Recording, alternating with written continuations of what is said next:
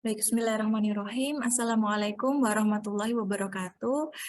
Sebelumnya saya ucapkan terima kasih atas kehadiran dan kesediaan Bapak Ibu dosen tim penilai dalam ujian tertutup disertasi saya pada pagi hari ini yang berjudul Pengembangan Instrumen Penilaian Burnout dalam Situasi Pandemi COVID-19 pada Tenaga Kesehatan. Untuk latar belakang, tentu saja penelitian ini dilatar belakangi karena situasi pandemi COVID-19 yang mulai merebak di dunia di akhir 2019 dan ditetapkan sebagai global emergency oleh WHO pada awal 2020. Nah, situasi ini menyebabkan banyak sekali laporan terjadinya burnout pada tenaga kesehatan di berbagai negara di dunia, termasuk juga di Indonesia. Nah, selain laporan hasil survei yang tampil di layar berikut, ada penelitian lain juga yang menyebutkan bahwa memang pandemi ini bisa meningkatkan kejadian burnout pada tenaga kesehatan sebesar 2 kali lipat. Nah, kemudian di tahun 2021 banyak sekali media yang memunculkan adanya terminologi baru yaitu pandemic burnout.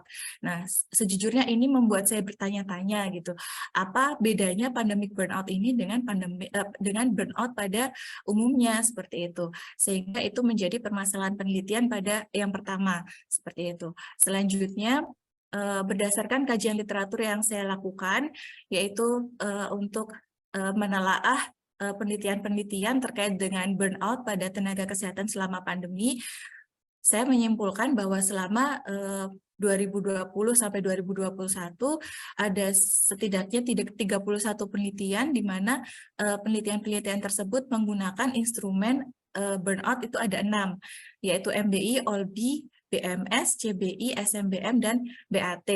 Namun ini sekali lagi menjadi pertanyaan saya, apakah instrumen-instrumen ini benar-benar cocok karena spesialisasi konteks pandemi seperti itu.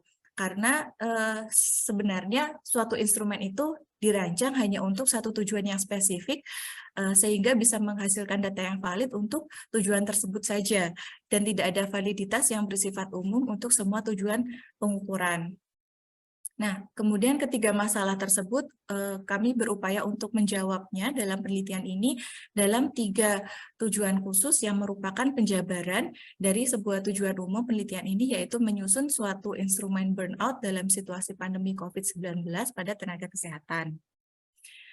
Untuk novelty atau kebaruan dalam penelitian ini, saya simpulkan dari hasil kajian terhadap instrumen-instrumen burnout yang sudah ada sebelumnya, sekitar 14 instrumen, dan saya simpulkan bahwa adanya scientific gap atau yang bisa menjadikan penelitian saya ini baru atau memberikan kebaruan, yaitu ada 3 poin. Yang pertama adalah kontekstual, di mana instrumen yang dikembangkan dalam penelitian ini adalah spesifik konteksnya pada konteks pandemi.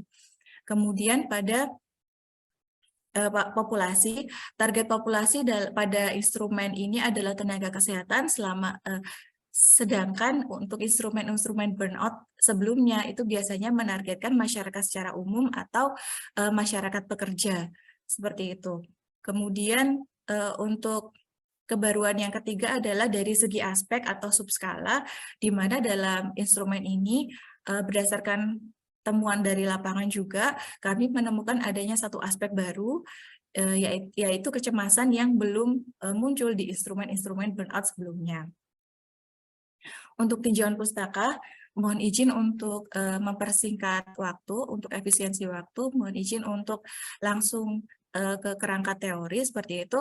Untuk teori yang saya jadikan referensi atau rujukan dalam penelitian ini merupakan modifikasi dari beberapa teori, yaitu dari Maslow untuk burnout model, kemudian untuk pengembangan instrumen dari Kyriazos dan juga Prof. Aswar.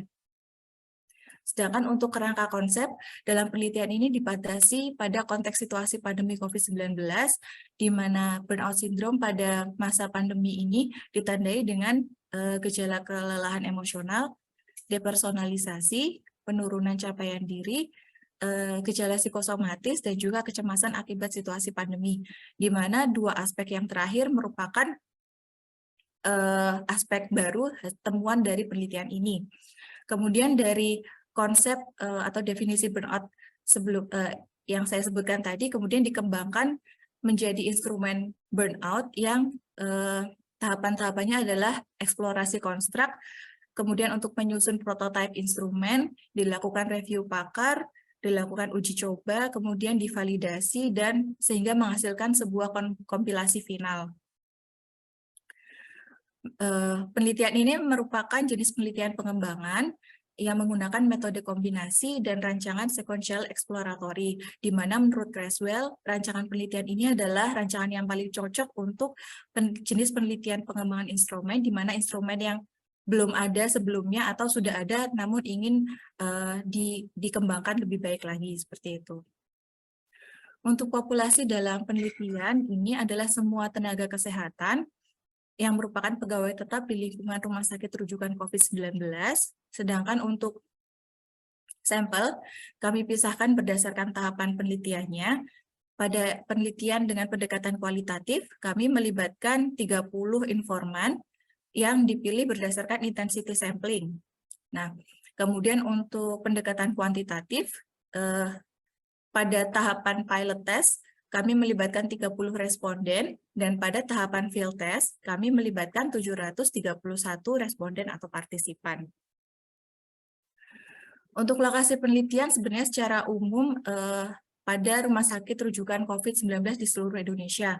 Namun pada tahap wawancara, kami telah melakukan wawancara pada 30 tenaga kesehatan dari berbagai daerah, mulai dari Aceh sampai dengan Papua Barat, seperti yang digambarkan dalam peta yang ada di layar. Kemudian untuk field test dilakukan dengan dua mode, yaitu mode onsite dan juga online. Dengan mode onsite kami lakukan di 5 rumah sakit di Padang, di Samarinda, kemudian di Makassar, di Ponorogo, dan juga di Merauke. Dan secara online kami berhasil menghimpun responden dari 17 provinsi di Indonesia. Untuk variabel penelitian, yaitu adalah pandemic burnout itu sendiri, kemudian yang didefinisikan sebagai sindrom yang dialami tenaga kesehatan selama pandemi dan ditandai dengan kelelahan emosional, depersonalisasi, penurunan capaian diri, gejala psikosomatis, dan kecemasan akibat situasi pandemi COVID-19. Dan variabel-variabel berikutnya yaitu kelelahan emosional itu sendiri, depersonalisasi, penurunan capaian diri, gejala psikosomatis, dan kecemasan akibat situasi pandemi. Untuk prosedur penelitian secara umum dibagi menjadi tiga tahapan besar. Yang pertama adalah eksplorasi konstruk secara kualitatif, kemudian disusun prototipe instrumen pandemic burnout, untuk selanjutnya dievaluasi secara kualitatif dan kuantitatif. Pada tahap eksplorasi digunakan analisis konten kualitatif menggunakan model dari Saljana sebagai berikut. Nah, untuk kemudian evaluasi kuantitatif, kami menggunakan analisis psikometri dengan program Jamovi 2.3. Untuk hasil penelitian poin pertama adalah konseptualisasi. Nah, dalam tahapan konseptualisasi ini kami menggunakan pendekatan dialektik, yaitu pendekatan yang menggabungkan pendekatan deduktif dan juga induktif, di mana pendekatan ini diyakini lebih baik daripada hanya melakukan salah satunya saja. Nah, pendekatan dialektik ini juga dilakukan dalam pengembangan instrumen burnout sebelumnya, yaitu MBI dan juga BAT, namun ada juga instrumen lain yang menggunakan salah satu pendekatan saja, yaitu deduktif, antara lain adalah CBFS. Nah, hasil wawancara mendalam yang kemudian dilakukan analisis konten, kami menyimpulkan bahwa terdapat 4 aspek pandemic burnout, di mana 3 aspek yang awal yang di dalam kotak kuning adalah turunan dari kerangka konsep. Kemudian untuk aspek yang paling akhir merupakan hasil temuan atau berdasarkan pendekatan induktif dari hasil wawancara terhadap tenaga kesehatan di Indonesia. Namun ada beberapa pakar atau ahli di bidang psikologi juga yang menyampaikan bahwa yang menguatkan argumen ini bahwa memang menurutnya burnout pada masa COVID-19 itu ditandai salah satunya adalah aspek kecemasan seperti itu.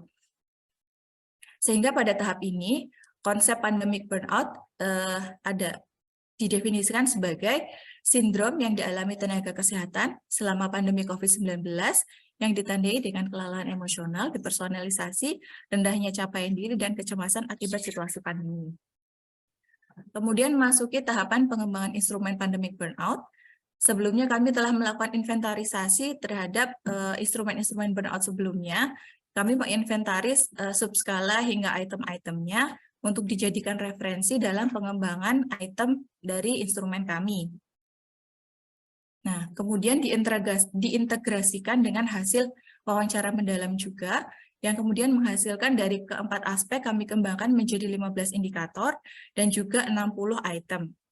Jumlah 60 item kami tentukan karena ekspektasi kami di awal bahwa instrumen kami pada akhirnya nanti akan berjumlah sekitar 20.